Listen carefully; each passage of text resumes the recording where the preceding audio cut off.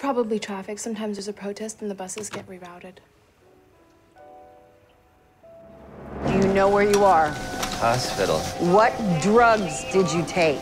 I only take drugs. Page Dr. Bale, put him in 3. Let's assume it's barbiturates and pump him. Pump me. Nobody's pumping this guy.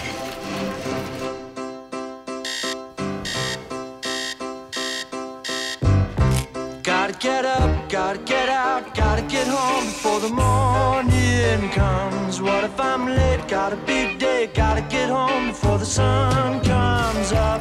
Up and away, got a big day, sorry can't stay. I gotta run, yeah. Gotta get home, pick up the phone, gotta let the people know I'm gonna be late.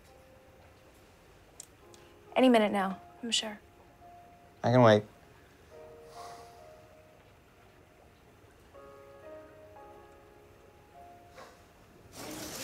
Hi, I'm Dr. Bale.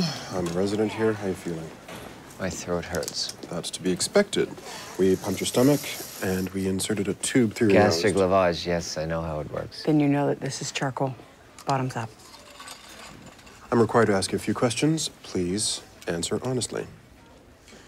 Did you attempt to kill yourself last night? I did not. Have you attempted suicide in the past? I have not, and I am not overwhelmed or helpless, and I do not have a suicide plan. Step away from the patient. Don't worry, we'll get you out of here within the hour. Professor Wasserman, sir, we have to wait for the toxicology results. This man was my patient when you were a zygote. I know Daniel better than his own brother. His name is David. I'm an only child. All right. Now, the first thing we need to do is get you out of this Dickensian ward. It's crawling with staphylococcus.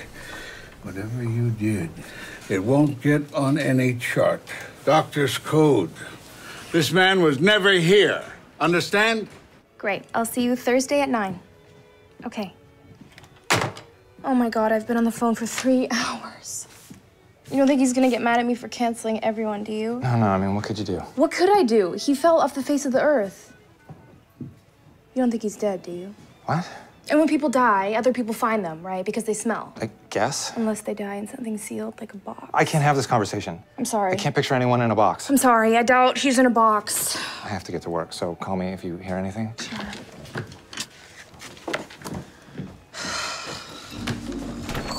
Where the hell are you? You could get an orderly, No. No one must know you're here.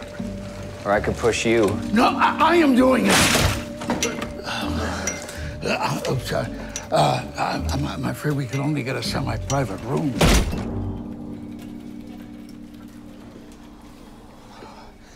Hey, muchacho.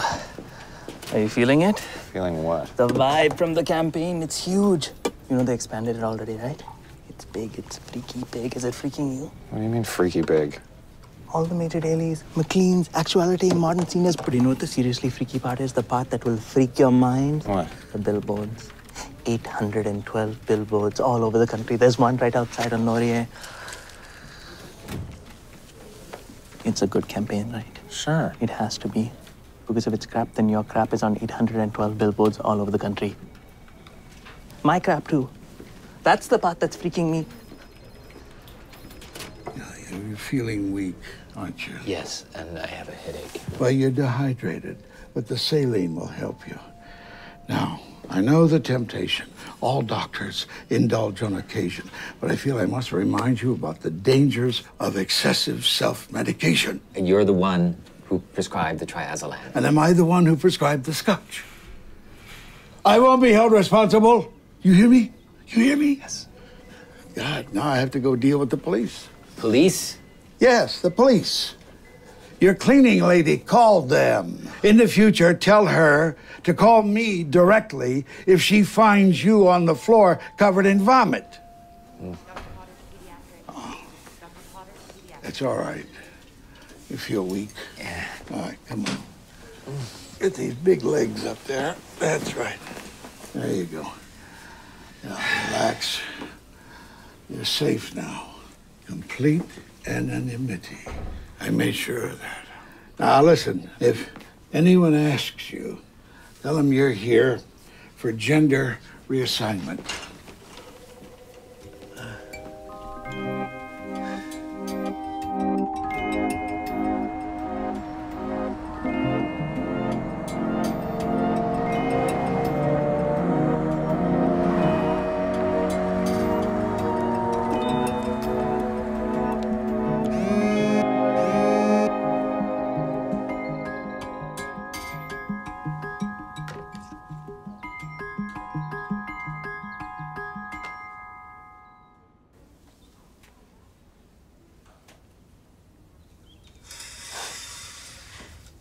You look fantastic.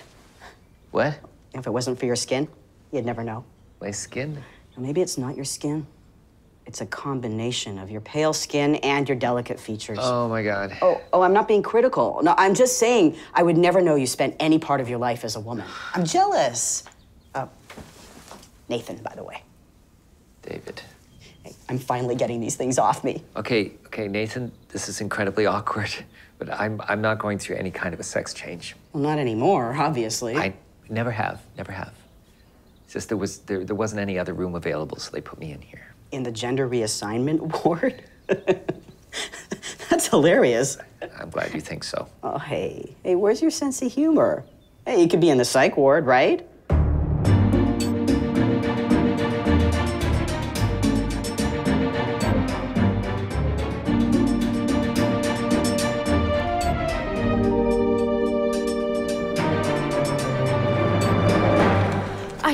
Sorry, I didn't have your number, but I knew where you worked, obviously, because of the book. And yes, I could have looked you up, I guess, but I can't tell you how much I hate the phone right now. So I just came here. Do you know where Dr. Stroper is? No. And I don't care. We don't have much contact anymore. Okay.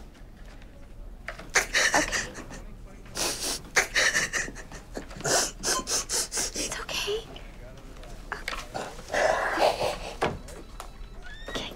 Why don't you come sit down, okay? Just sit right here and you tell me what's going on.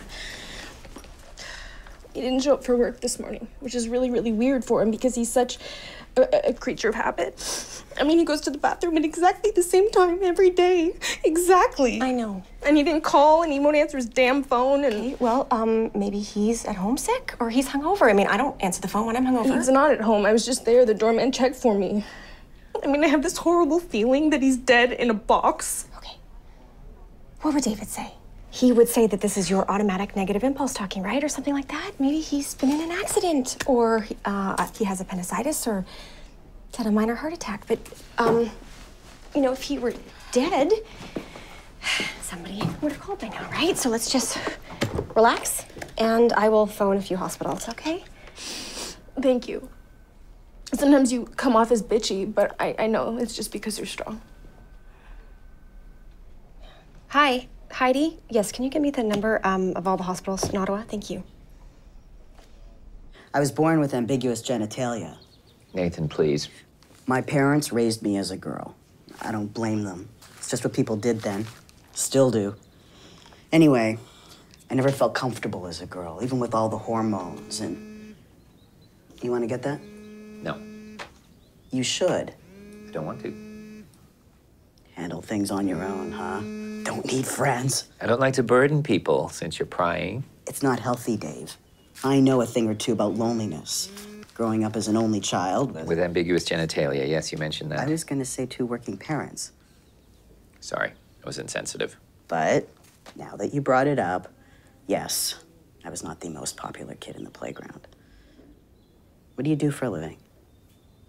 I'm a psychiatrist. And you tried to kill yourself?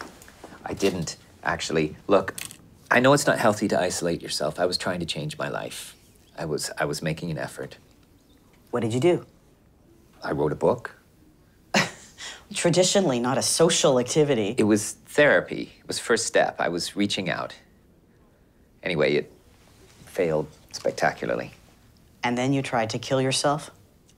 I didn't. Come on, Dave. Open up, for Christ's sake. I just told you I'm having my breasts removed. I drank a bottle of scotch, and I took exactly 2.5 milligrams of triazolam, 5 pills. So you didn't want to die. You were just hoping you'd wake up in a hospital. And chat with a friendly transsexual. Yes, that was my plan. I'm not a transsexual. I'm intersexed. Sorry. Not at my best. That's okay. The friendly part was accurate. What should I do, friendly Nathan? I don't know, Dave. Who's the most important person in your life? Patient of mine. Really? Well, what makes him so important? He needs me. Bad clams. Yeah, I know. So he's safe, so we can relax. Phew, okay, I'll tell him. Bye, Michael. Bad clams? Yeah. What if David tells him the truth and he'll know you're lying? Michael appreciates lies when the truth makes him anxious. He'll understand. He'll thank me. Well, he's not gonna tell him anyway. He doesn't want to appear weak. Idiot. He's such an idiot sometimes. Okay, Bytown Memorial, right? B-Y-T-O... No, I know where it is. It's Riverside west of Watson.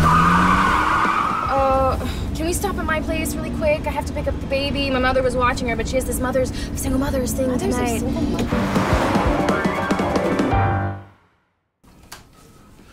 You're free. What? I fudged the toxicology. It's fine. You're free to go home. Now? Yes. Now hurry up and get dressed so we can get you signed out. Come on. Here. Where's the other patient? What? There was another patient in the bed. There was no other patient. What are you talking about? Come on. Now hurry up and get dressed before they wise up. Excuse me, there was another patient in my room. Nathan? There was no other patient. There was. We had a long talk. What did this other patient look like? He was a short, bald man with breasts. David! David!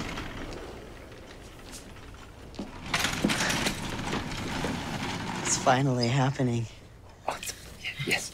I appreciate everything that you said to me, and I'm going to try to reach out to people, Michael, specifically, but... Whatever they gave me is kicky again. It's just that I've been a certain way my whole life, and it's difficult to change. Just be the guy you want to be, Dave. That's all you gotta do. Wish me luck!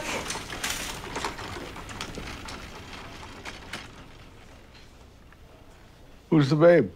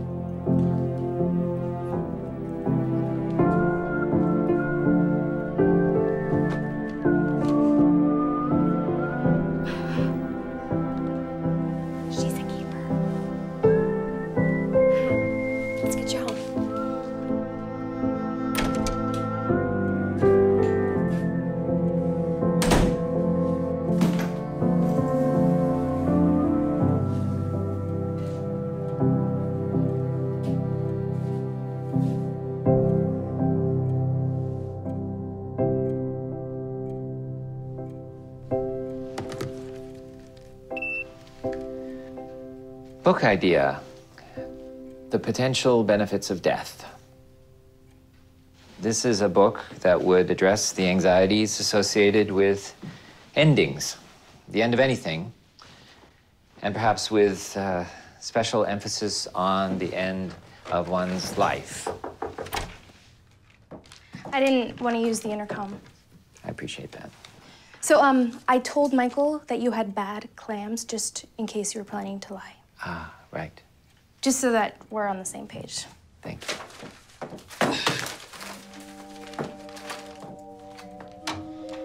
And you look good, all things considered.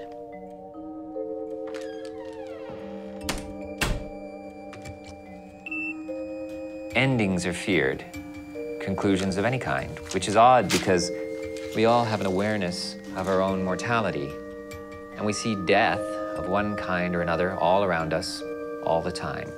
But the point is, this awareness of a ticking clock motivates us to strive for some kind of immortality through work, family, relationships.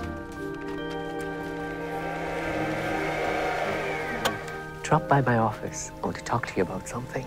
Something bad? No, something good. Don't tell Carlos.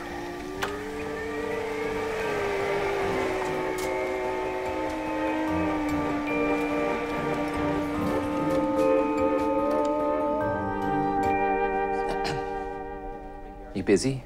No? I'd like to explain things now that my head is clear. Okay. I didn't try to kill myself. but I do think it was a bit of a dry run. It was useful, actually, to pause for a few hours and assess, which is what I did. I had a good talk with a guy I met in the gender reassignment ward. Close the door. He said that I was socially isolated, alone, and basically depressed. Not a big revelation, but okay. And anyway, I wanted to tell you that it wasn't your fault that the book failed. It was wrong of me to blame you. It was childish, and I regret it. I'm an editor, David. I've been taking the blame for years. I know you're not big on this type of language, Sammy, but you're much more than an editor to me. Much more. David, we fight a lot. And I feel like your mother sometimes, and I don't want to be anyone's mother. It's not a fun role. I just think that you need to take some time and get your shit together. I'm doing that. I'm working on another book, and I'm going to tell Michael what he means to me. Wow. Maybe you should spend more time in a gender reassignment ward. I think we need to take a break. Just no contact, okay? Just definitely no sex. I just think for both of us to...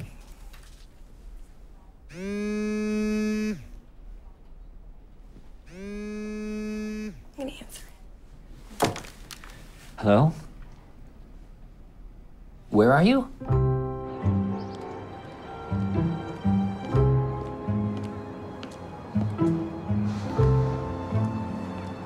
You okay? Mr. Wren offered me a promotion. It's a big deal. Well, that's great. Yeah, it is great, right? I mean, it's way more responsibility and pressure. It'd be a big change. It's terrifying, actually. I'm freaking out a bit. Michael, why are we here? Because I wanted to do something, and I wanted you to be here when I did it.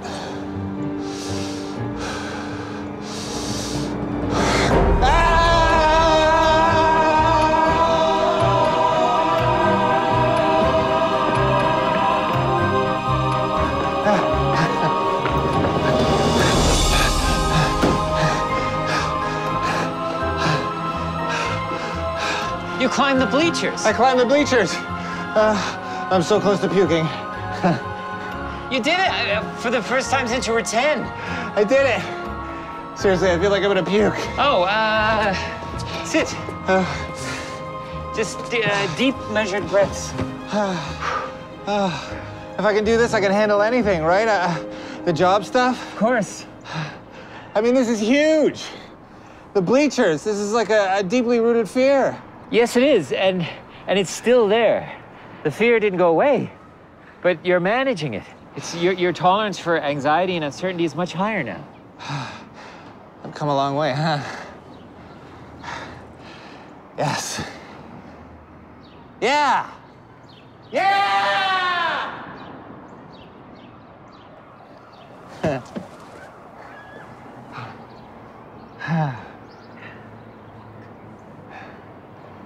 So bad clams, huh? What? You ate bad clams? Yes, right. Claire told you, yes.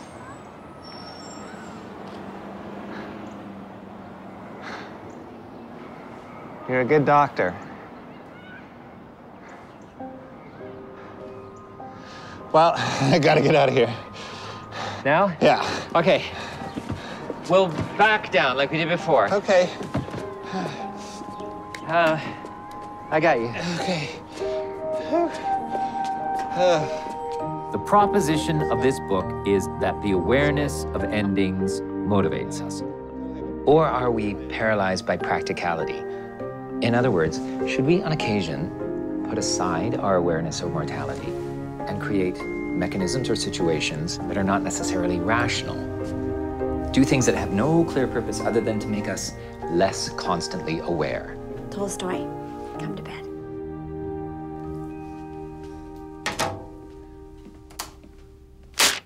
You know what we haven't talked about is your new job. Yeah, no, well, last night I got an email with more details, and... Michael, you've been preparing for this moment your entire adult life. How? by committing to therapy. You started this process 15 years ago, you stuck to it, and now you're starting to see the fruits of your labors. You can handle this. You're extraordinary. I think you're extraordinary.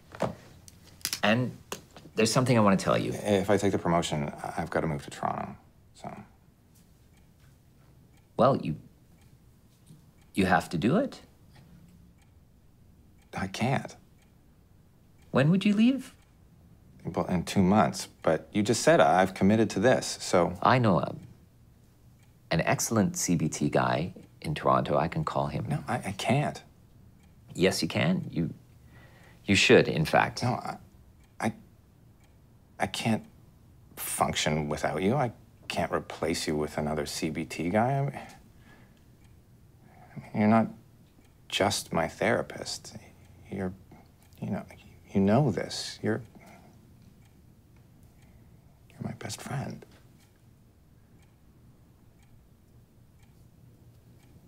Well, that's all the time we have.